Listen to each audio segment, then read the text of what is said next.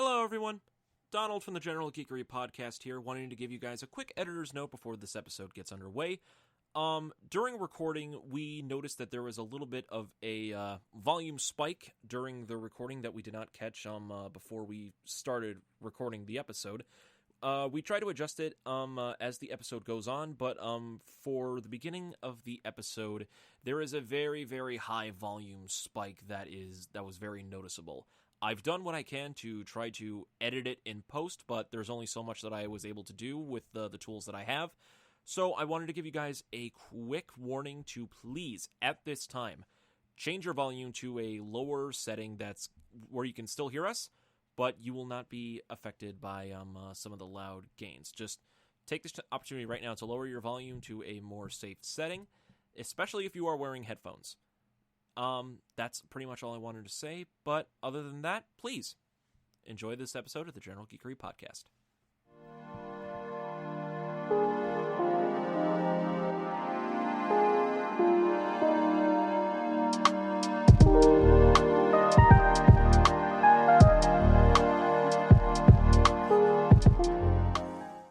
Come on, cut! French toast! Yes.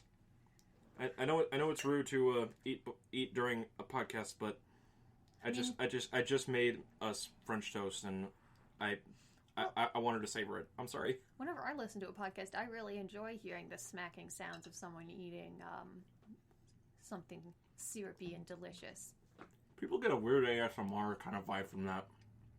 A what? A weird ASMR vibe for that. Sorry, I didn't mean to talk with my mouth full. Okay. I thought you said ASMR, like the race from Dungeons and Dragons. I was like, what does French toast have to do with the ASMR race? Hi, caramba. Oh. All right. Are you gonna do the intro, or shall I? While you're busy with your French toast. I'll wait for the French toast so I can do the intro. What's going on, ladies and gentlemen? Welcome back to the General Geekery Podcast. Woo! The podcast where we geek out about all that we love to geek out about with no remorse, no regrets, and with all the enthusiasm in the world. And currently I'm geeking out eating some delicious French toast that I made, so... Brought to you by French toast. Yes. French toast! But... What was that? I'll show you later. Okay. I'll show you later. Is it like a sequel to the soup store thing? Not really. It's Okay. It's basically an entire song that was done on like a radio broadcast that just cracks me up to this day. But when I was a kid, I wanted to be a radio host. we honestly could. Acting is not honestly that far from radio hosting duties. Cool. Like technically, with a performance degree, you can become a radio host. Like Forget mortuary school. I don't know if that pays the bills though, so don't quote me on that. No.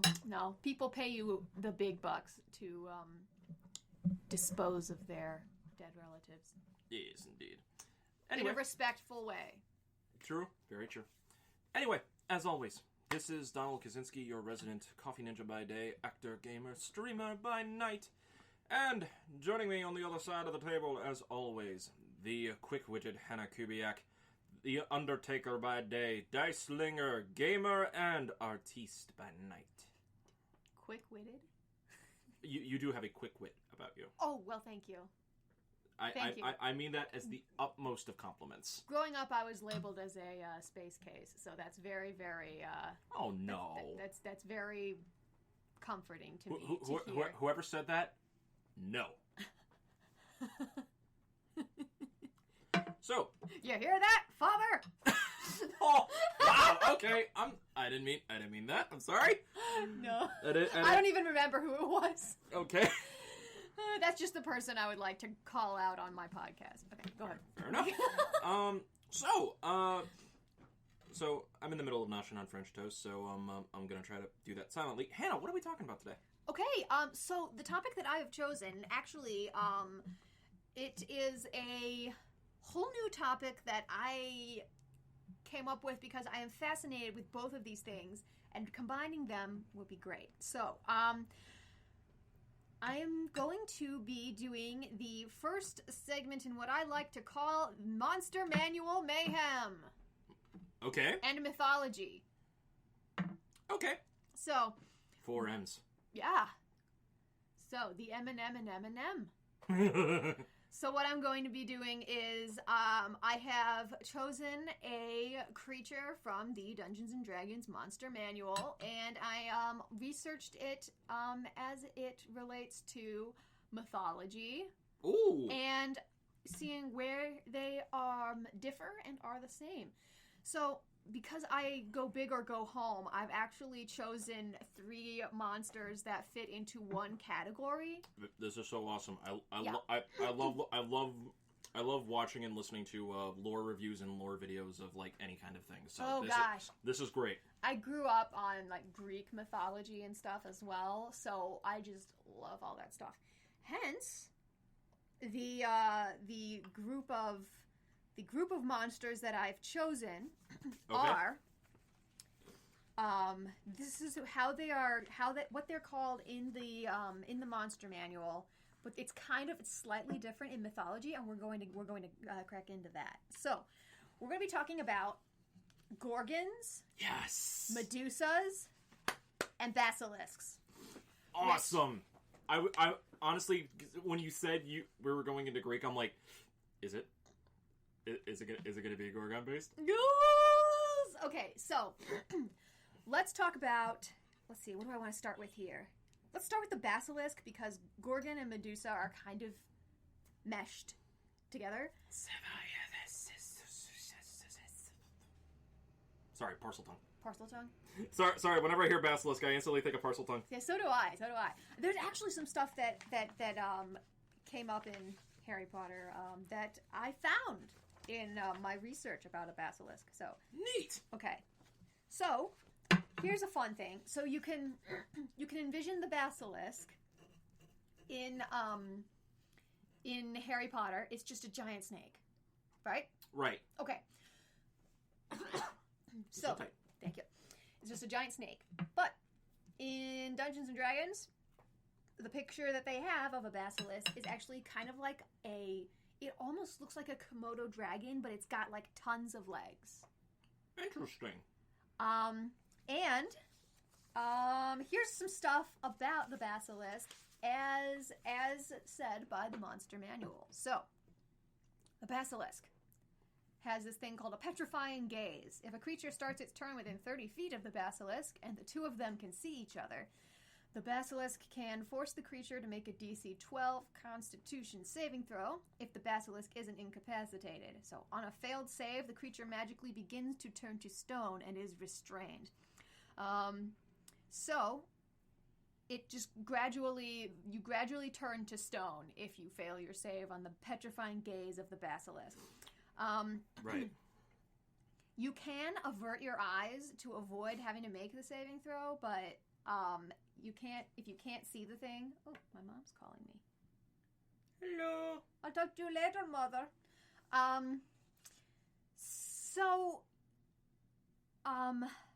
It's I've been in encounters and campaigns trying to fight, I think it was basilisks, and it is so annoying because you can't look at them and you have to make all of your attacks at disadvantage if you're going to fight them and not look at them. One thing you can do is if the basilisk sees its reflection within 30 feet of it in bright light, it mistakes itself for a rival and targets itself with its gaze. So, neat. For all of you out there who are in campaigns right now, there you go. If you ever encounter a basilisk, just hold up a mirror unto hideous nature. That's fair. So, that's basically what a basilisk is like in the Monster Manual. Here's where it gets weird.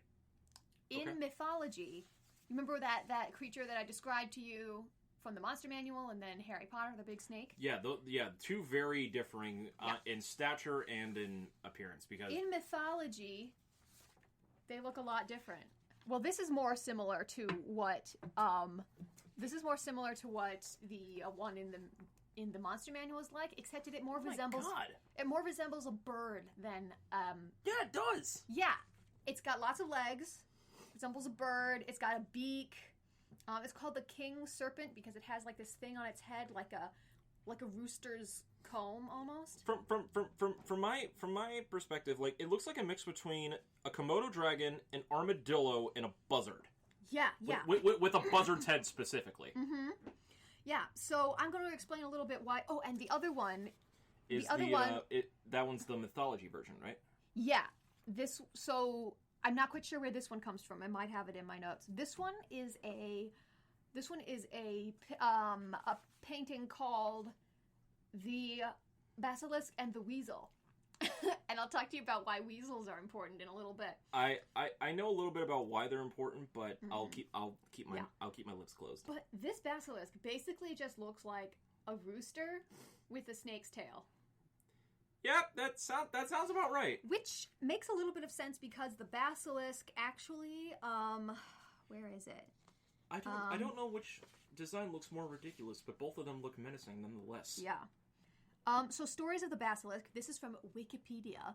Stories of the basilisk Thank you, Wikipedia. Show that it is not completely distinguished from the cockatrice.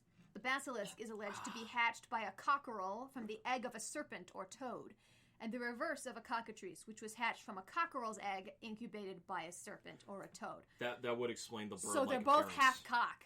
Yeah, that would explain the bird-like appearance, because I know cockatrice in mythology is actually chicken-like, bird-like being that can turn people to stone as well. Mm-hmm. There are a lot of mythologies that can turn things to stone. It's like one of those. It's like one of those memes of a person who has like a one of them looks all human and the other one looks like a minotaur, but they're brothers. They say, "Oh yeah, we're both half minotaur, but I got all the human stuff, and he got all the minotaur stuff." It's kind of like that, except like the cockatrice and the basilisk both have like the same sort of genetic makeup of like serpent and like rooster kind of that's fascinating stuff, but they look completely different. One of them is a little bit more bird-like, and the other one is a little bit more reptilian. Genetics, yeah, which can explain why some people look completely different from their siblings. That's true. So I know me and my brother look the same, but we have very subtle differences. Yeah, people say that my sister and I look exactly like my mom, but I don't know. Maybe it's just because I know us, but I think we all look very it's very different. Yeah, it's very. Because I'm like, well, we all have different colored hair, different colored eyes. Like my little sister looks more like my mom than I do. Well, we can say that because like we've been around those specific individuals for so long that basically we know the subtleties. Yep. But at a first glance, like a lot of people will generally say, "Oh, like you guys are you are so much alike." Yeah, like a couple of nesting dolls. I was trying to see if I had a picture of all three of us, but yeah. So yeah, I find that really interesting. Let's see. Okay, so we're at the basilisk. Okay, there's a cool thing that people say in legends that the basilisk is kind of, people link the basilisk to alchemy. Yeah. Basilisks were linked to alchemy by like the 13th century because here's a quote from Wikipedia. Theophilus Presbyter gave a long recipe in his book, the Schedula Diffusarum Artium, for creating a basilisk to convert copper into Spanish gold. So the compound was formed by combining powdered basilisk blood, powdered human blood, red copper, and a special kind of vinegar. So you mean to tell me that somehow, some way, basilisk exists in the Full Metal Alchemist universe? I mean, probably. They're probably some sort of chimera. Yeah, that's where I was getting to. Yeah. Oh my gosh. Sorry. That idea of the chimera is just so cool to me. Yeah. Like I was writing a book years ago, and I had these people, this sort of savage race that lives in the desert, that the different tribes are like different kinds of like half animals, and I was calling them chimeras for the longest time, and then I was like, wait a minute, no! Like when I saw Full Metal Alchemist, I was like, damn it! Ah, damn it! It's okay. So now I either have to come up with something else or just own it. I don't know. Own that. Own that. You own that. All right. So there's also a person named Albertus Magnus. I have no idea who any of these people are. This is just what Wikipedia is telling me. That's fair. He wrote about the killing gaze of the basilisk, but he denied other legends, such as the rooster hatching the egg. He gave a source of those legends. Hermes Trismegistus, who is credited also as the creator of the story about the basilisk's ashes being able to convert silver into gold. Trismegistus. Legends of the basilisk are linked to alchemy. That's really cool. Yeah. Geoffrey Chaucer, who wrote, do you know? Canterbury Tales. He featured a basilicock, as he called it, probably in relation to the cock. Cack. In his Canterbury Tales. According to... We are so mature. Yeah, indeed. According to some legends, basilisks can be killed by hearing the crow of a rooster or gazing at itself through a mirror. Because it... In Harry Potter, all the, like, a bunch of chickens or roosters got killed, right? Not... Somebody... In the book. In the book, yeah, I think so. Yeah. So that must have been because of the whole basilisk rooster thing. Well, they did more of a... They also did analysis of spiders fleeing before basilisks as well. Oh, right, yeah. Spiders flee before it. Oh, and the cock's crow can kill it or something. Yep. I remember in the movie, like, pausing at the part when they were, like, reading the page, and I actually saw some of the stuff on there, and I'm like, that was actually on there. Yeah. And actually, because you said, like, the basilisk with its gaze, when the eyes lock, like, the victim can turn to stone. That was done differently in Harry Potter, because it can kill with its gaze, but if the eyesight is seen through, like, a reflection or something like that, or through something else, then they turn to stone. Yeah, like through windows or something. Which I always kind of said, I was like, everybody just wear glasses. I don't know. So yeah, Harry would have just Harry would have been fine. He would have been fine. That's when bad eyesight becomes a superpower. I am invincible. You are invincible. Yeah. So there's also a legend of the basilisk in Warsaw, which features the killing of the beast by a man carrying a set of mirrors. Interesting. Yeah. So let's talk about the basilisk and the weasel. Okay. This is going to get weird, so just hold on to your hats, folks. All right. Or if you don't have a hat, get a hat so you can hold on to it.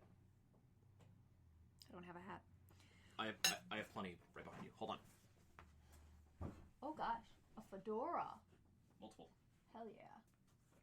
All right. We have our hats. We're holding on to them. Okay. This is probably the punniest thing we've. Okay. One of the earliest accounts of the basilisk comes from Pliny the Elder's Natural History, written in roughly 79 AD.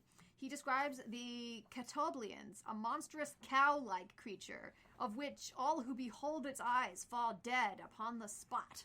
And then goes on to say, so this is a direct quote from Pliny the Elder. There is the same power also in the serpent called the basilisk. It is produced in the province of Cyrene, being not more than 12 fingers in length. So that's this little thing.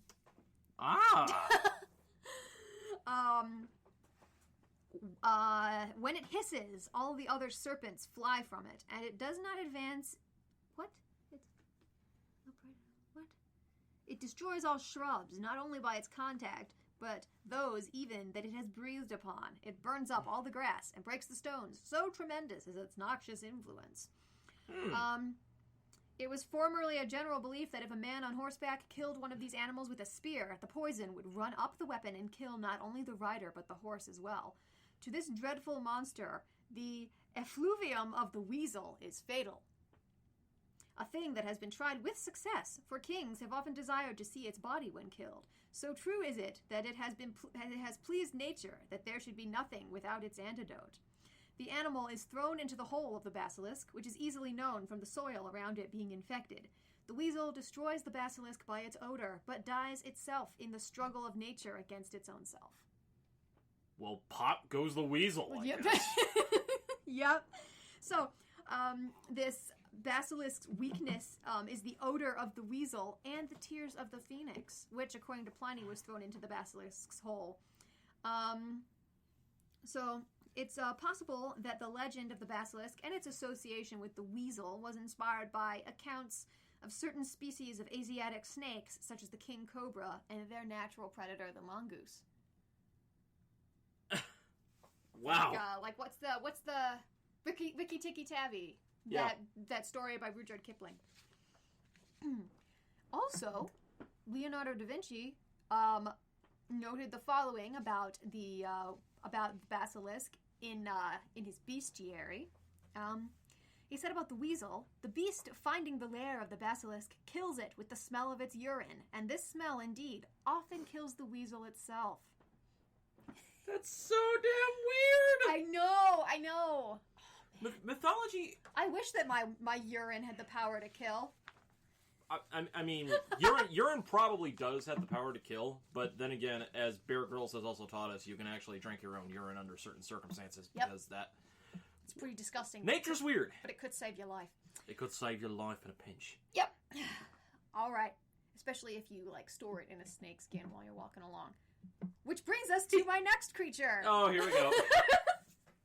So, let's talk about gorgons and Medusas, which are two different creatures in the Monster Manual. But they're intertwined in mythology. In mythology. Okay, so in mythology, Greek mythology, a gorgon is a kind of creature, and Medusa is the name of a woman who was turned into this kind of creature. She was one of three sisters. One of the three sister gorgons, yes. So, the other two were Euryale and Ctheno, if I'm not mistaken. Yes. Euryale and I'm huge into Greek mythology, so I've looked up the gorgons before. Me too. Oh, I love them. Okay, so let's talk about the gorgon in the Monster Manual first, because it is completely off the rails from what we think of as a gorgon if we know Greek mythology. Okay. So a gorgon, I actually have a picture of what they have it as in the Monster Manual. This in the Monster Manual is a gorgon. It looks like a giant. It looks like a big, giant, sort of armored boar. So, It looks like a boar with an ox's horns. Yeah. So its body is covered in iron plates, and its nostrils fume with green vapor. So it kind of has that noxious quality that the basilisk has as well, where it's kind of. So what the basilisk, not the basilisk, what the gorgon will do is when it spots potential prey, it will charge, and it will charge, roll up on you and knock you over, and try and trample you to death with its hooves. It will also exhale its deadly vapor to overcome the creatures it touches by turning them into stone. So, and when it grows hungry, it smashes the petrified prey to rubble and uses its strong teeth to grind the stone into a powder that provides nourishment. That's awesome. Yeah. As horrifying as that is, and that's probably a really bad way to die, that's still hardcore cool. Yeah. The crisscrossing network of trampled trails and splintered trees that surround a gorgon lair is strewn with the uneaten fragments of its shattered foes. So, I was so confused because, I was listening to Critical Role recently, and I'm a little bit behind, but I got to this episode where they fought a gorgon, and it was one of these things, the boar. Yeah. And I was so confused. I was like, that's not a gorgon. It petrifies people, but a gorgon isn't a big armored boar kind of thing. Yeah, the gorgon is one of the most recognized creatures in Greek mythology. Mm-hmm. I would say, not counting like individual persons. Yeah. Gorgon, like as a concept, is like probably one of the most recognized things in Greek mythology. Yeah.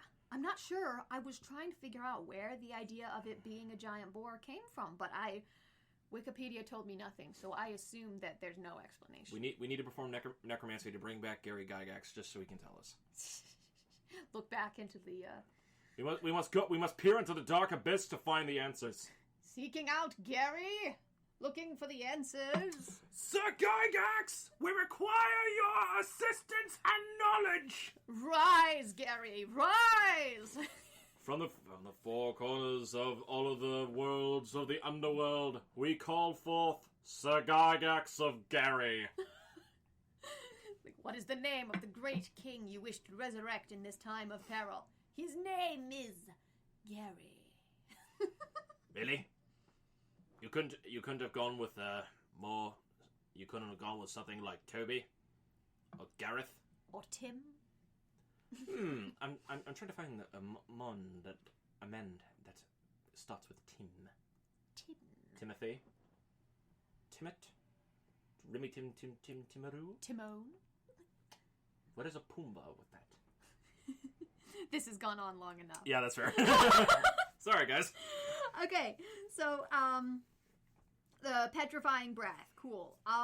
So yeah, it was really cool because in the episode they like showed up at this place and it looked like it was a museum at first because there were all these statues all over the place.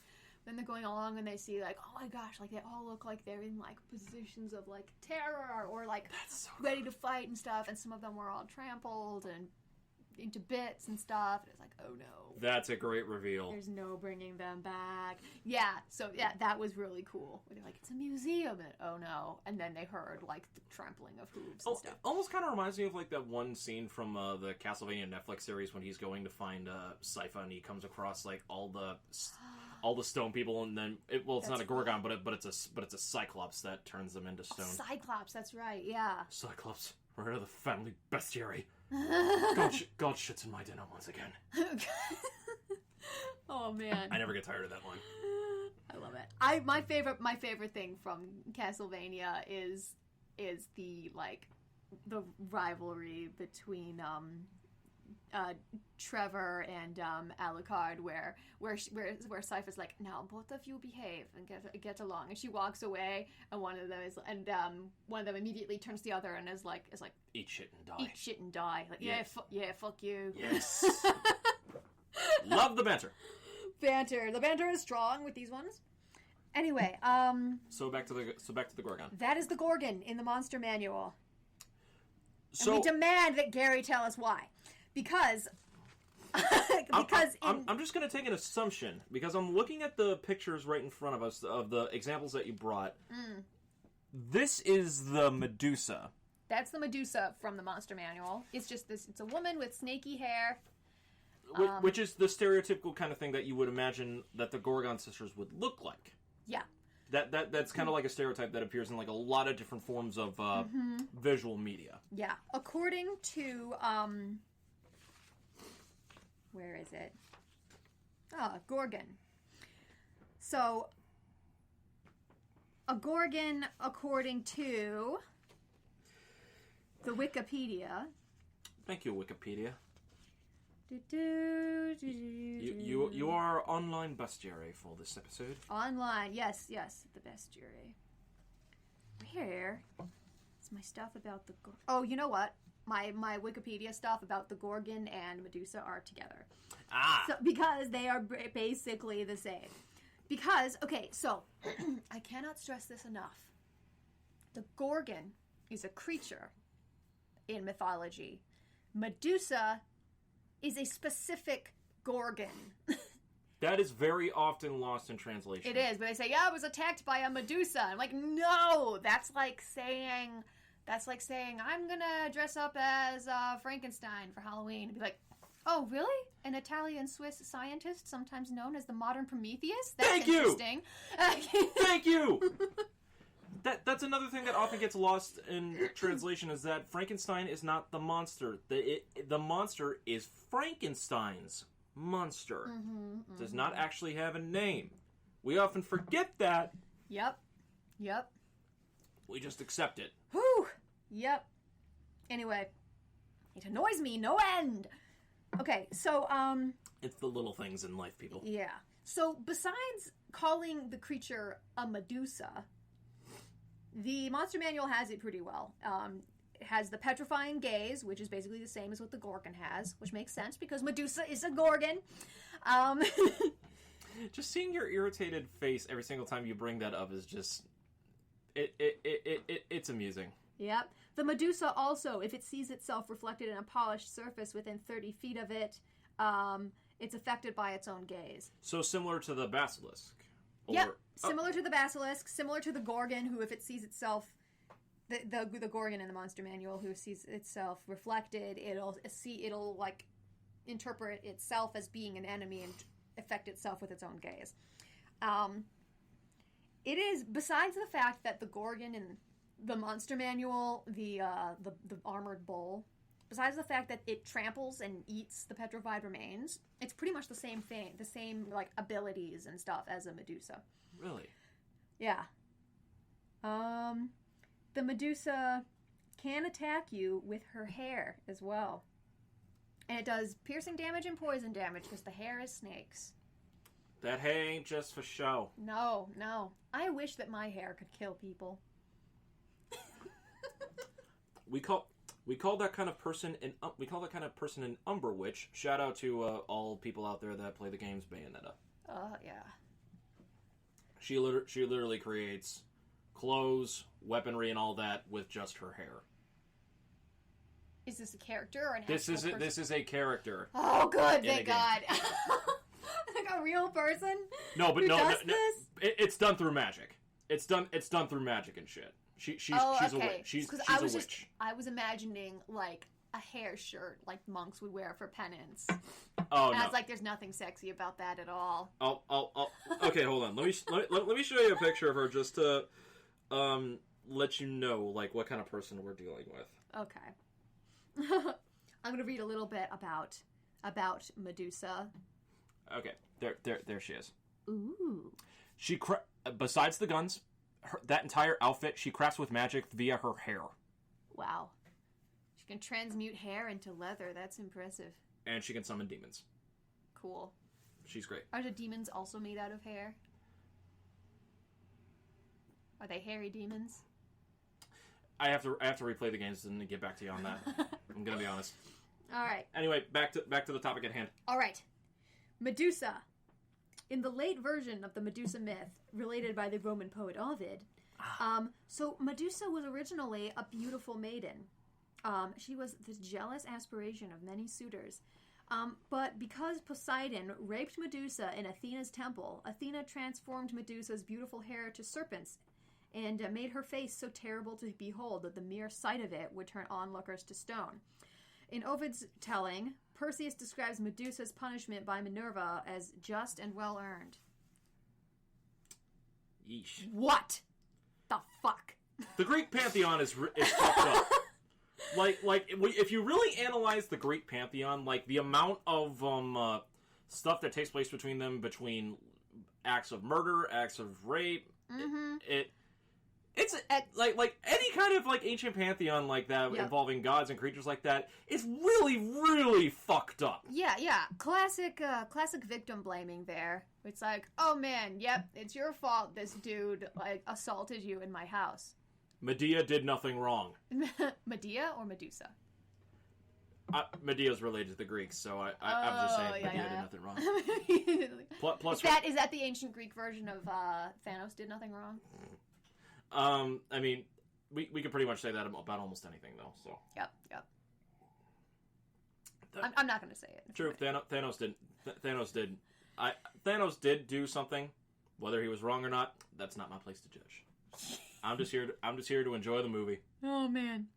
Okay, so in the myth, she's beheaded by the hero Perseus, who was sent to kill her.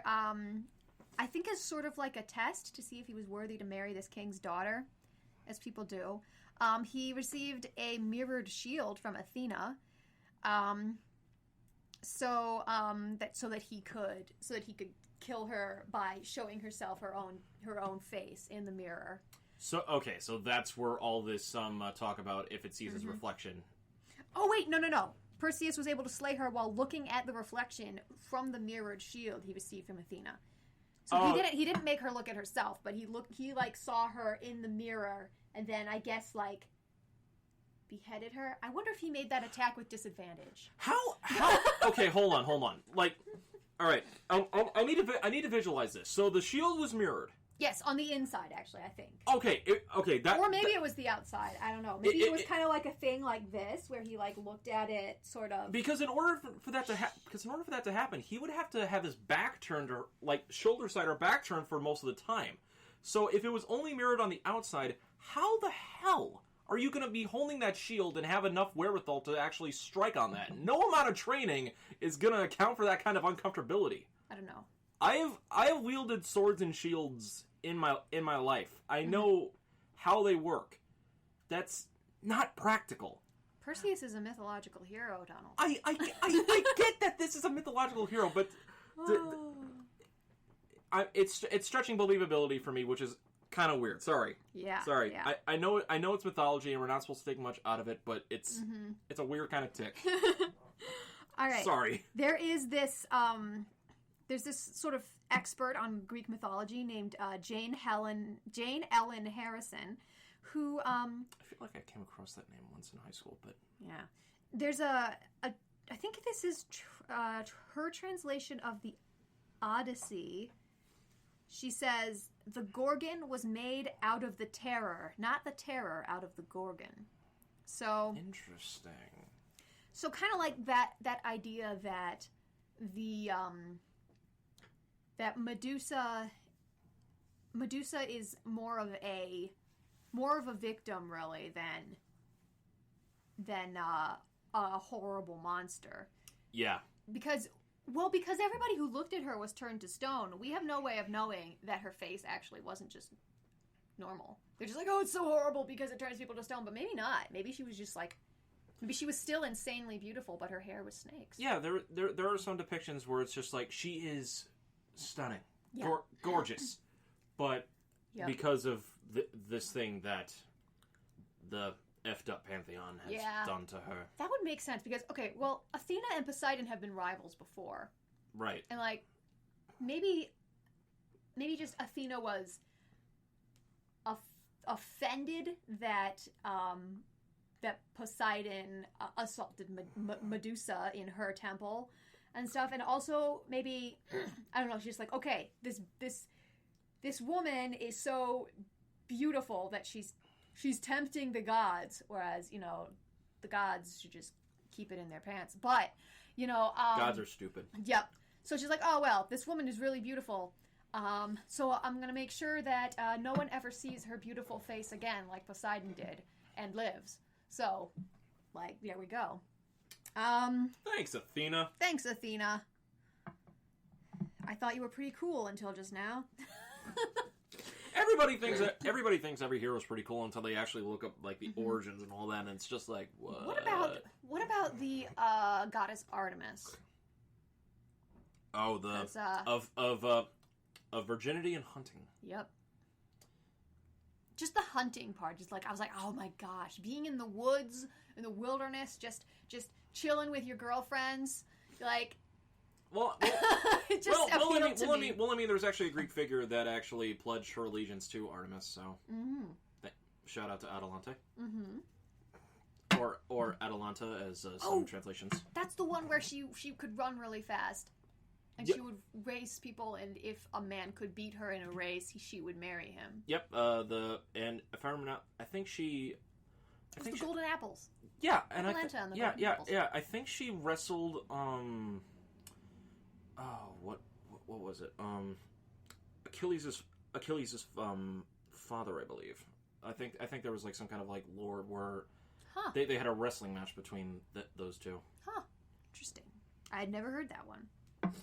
I don't know. I come across some weird tidbits from time to time. Yeah. Let's see. So, there is a, how much more do I have about Medusa? Oh, cool. Okay. So, Medusa has kind of been part of Western imagination for a long time, and this woman, Elizabeth Johnson,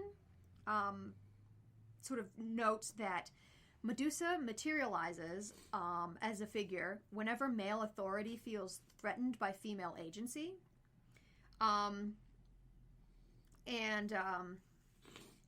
Let's see. She's widely known as a monstrous creature with snakes in her hair, whose gaze turns men to stone. Theology, film, art, feminist literature. Johnson and her students have kind of been looking at how Medusa's meaning has sort of shifted over time and across cultures. And it truly has. Yeah. And Elizabeth Johnson's conclusion was a familiar narrative thread. Quote, in Western culture, strong women have historically been imagined as threats requiring male conquest and control. And Medusa herself has long been the go-to figure to those seeking to demonize female authority. Quote, Elizabeth Johnson, the original nasty woman, is the name of her book, The Original Nasty Woman. Yeah, I can actually see where that comes from. And honestly, that's kind of portrayed in a lot of, like, early 1900s literature and film. Like, The femme fatale. Okay, I will not lie. The femme fatale is probably like one of my favorite like stereotypes, just because I love strong women like that, especially in spy films like James Bond, where the femme fatale is like one of the they steal the show. Pretty much. Let's see. There's a here's the last. What the heck? Did we hit a snag in the road? I just am looking at something. Alright.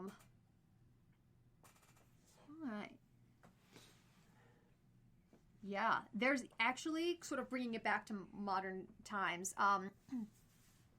The Medusa story. It's been interpreted in contemporary art as a classic case of rape victim blaming, and so it's kind of. There's a artist named Judy Takacs, who she did a portrait called #MeDusa2 for the Me Too movement. Oh. Yeah, maybe I'll post that on the Instagram because it's kind of cool. Interesting. So yeah, she's kind of become this symbol for the Me Too movement, kind of in a low key way. I hadn't heard of it before I looked up this subject, so it's not. I don't think it's a very. I wouldn't say that it's really a trending thing. It's interesting to see it as that though. Mm-hmm. Yeah. Yeah. So yeah, those are the three creatures that you brought up, huh? Yeah. So. All right. Just the creatures that can turn people to stone, and I sort of segued into segued into a feminist rant there. But... No, don't worry. This is like essentially we were speaking lore and everything like that, and how like modern interpretation's done it. It's how it works. Yep. Yeah, Medusa. It happens. Medusa has been sort of, by a lot of scholars and stuff. I would love to research this more because actually I'm starting to get really, really fascinated by all of this as I was reading just Wikipedia. There's like books about this and stuff about Medusa as a symbol of like the Greek pantheon is definitely a vast subject. Yeah, like feminine rage. Female agency. With furious anger. Yes. And, yeah, just that idea that, like, women are allowed to be angry, and it's not an ugly thing. Just because you're angry doesn't mean that you're, like, being unseemly or unladylike. Like, anger is a woman's thing, too, you know? The powder of fury. Yes. What was it? Hell hath no fury, like a woman scorned? Yep. Is that from Medea? I think it was supposed to be kind of it is. I think it was supposed to be kind of derogatory to Medea, but Yeah. I But- don't know. I don't find it derogatory. Medea So I'm like, did yeah, nothing wrong. Medea did nothing wrong. Well, she murdered her children, but Nothing wrong. she murdered children, her own children. But anyway. Nothing. No, never mind. Yeah, I had to think about that for a minute. But Sorry. But yeah, hell have no fear like a woman scorned. I mean, yeah. If you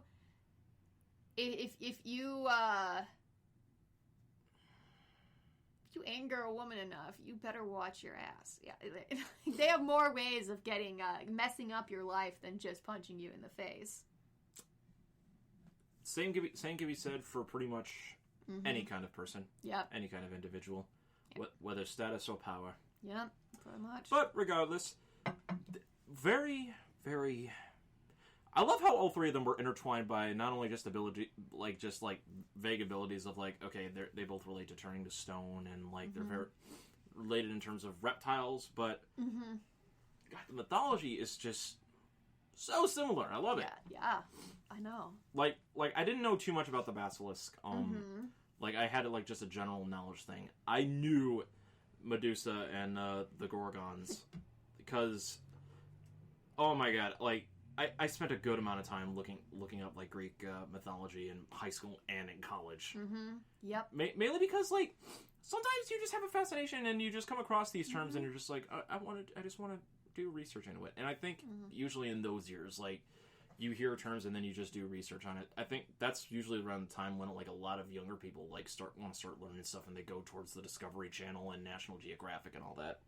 Yeah, for some reason, because I switched schools a lot as a kid. I was homeschooled when I was younger, like early elementary school, and then I went to public school for 4th and 5th grade. I went to a private school for middle school, and then I was doing sort of like an independent study, like self-taught for high school, basically. Interesting. And in each of the curriculums that we did in each of those schools, for some reason, we were always talking about Greek myths and Roman myths and stuff. So I learned that stuff over and over and over again. And then in college, studying theater, we read all the Greek drama, read all the Greek myths. Greek mythology and Greek stories is so intertwined in the world of theater. It's pretty much inescapable. Yeah. Did you ever read Heracles Mad? Yes. That was horrible. There was no point to it. Well, there was a point to it. Somebody drove him mad, but it was just so sad. Yeah, guys. Do you think Hercules was like a happy-go-lucky thing based like somewhat in the Disney? No. Yeah. The real Hercules or Heracles is very, very, very different. The real mythological Hercules. The 12 labors. Yep. Oh, yeah. Like, look at the story of Oedipus. Do you think he had problems? Oedipus. Sorry. For some reason, in college we came across a it was like a choir performance of Oedipus Rex. I think it was like Morgan Freeman who was Oedipus. Oh goodness. And I think it was Morgan Freeman. He was saying Oedipus like Oedipus. And like some kind of song superstar. And like, I think something like that, and like some kind of song sequence. I'm like, what? When we were doing Oedipus Rex for Voices Found, we watched the very beginning of this movie that was made a long time ago, where everybody was in masks and stuff, and the chorus, they pronounced it Oedipus for some reason. But then when they were talking about Oedipus, we were waiting for him to come and talk to them. They all like started saying his name at the same time, and they all just went like Oedipus. And then there was King Laius, who was the like. They were all like sort of like gyrating around the stage, all flowy, going like, "Where is Laius?" And it was just the weirdest thing. Oedipus. Oh, great Greek theater. Never change. Never change. But anyway, this has been a lot of fun. Hannah, this was such a good idea. Yeah, really? Okay, good. This was such a good idea. It's always fun. Like I like Dungeons and Dragons is always going to be a huge geek thing, no matter what. Yeah. Like, I always love watching people play Dungeons and Dragons, so learning more about, like, some of the mythologies of, like, the monsters and everything like that is always great. Because, I mean, with each campaign, people create, like, their own lores for, like, their worlds, but, like, with some of the monsters, all of them are based on real-life myths and truths. Yeah. I want to talk about, like, creatures of the Underdark sometime. Like, That'll be a fun one. That'll be a fun one to do for October. October? Yeah, maybe we can do our live one on that. Spookstober. Let's call it that. Yeah. Yeah, Maybe maybe we can each bring a couple of creatures from the Underdark and we'll talk about them for an episode. So yeah, dibs on mind flares. All right, so I think is that gonna be it? Do you have anything to Nothing further to add. No. All right. So, thank you guys so much for listening to this episode of the General Geekery Podcast. Probably going to be a recurring segment of Monster Manual Mayhem. Monster Manual Mayhem and Mythology. Monster Manual Mayhem and Mythology, Excerpt 1. I think I'll probably put that as Excerpt. Like, Book 1. Book 1. The Medusa. Oh. The Medusa. We'll make a good title out of it. No, it won't be the Medusa because that is inaccurate because Medusa was a gorgon, not a Medusa. That was her name. Her name was Medusa. There we go. All right, but yeah. Her name was Medusa. But anyway. Thank you guys so much again for listening to this episode of the General Geekery Podcast and our general ramblings in between all this talk of the research. Yep. I hope you guys enjoyed it. If you guys thought this segment was fun, let us know. We would love to do this again. Request monsters. And if you guys have any specific monsters that you guys want us to talk about and go over, by all means. Yep. Let us know. You guys can reach us on social media at General Geekery on Instagram and at Gen Geek Podcast on Twitter and Facebook. So you guys can always just message us on those platforms, and we will make a conscious effort to actually do the research and talk about it. Other than that, don't forget to follow the podcast on not only on social media, but wherever podcasts can be found. We're on Spotify, Spreaker.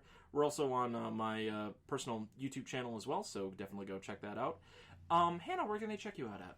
Well, you can find me rolling dice with my party every Monday at 7:30 on twitch.tv/loadeddiceadventures.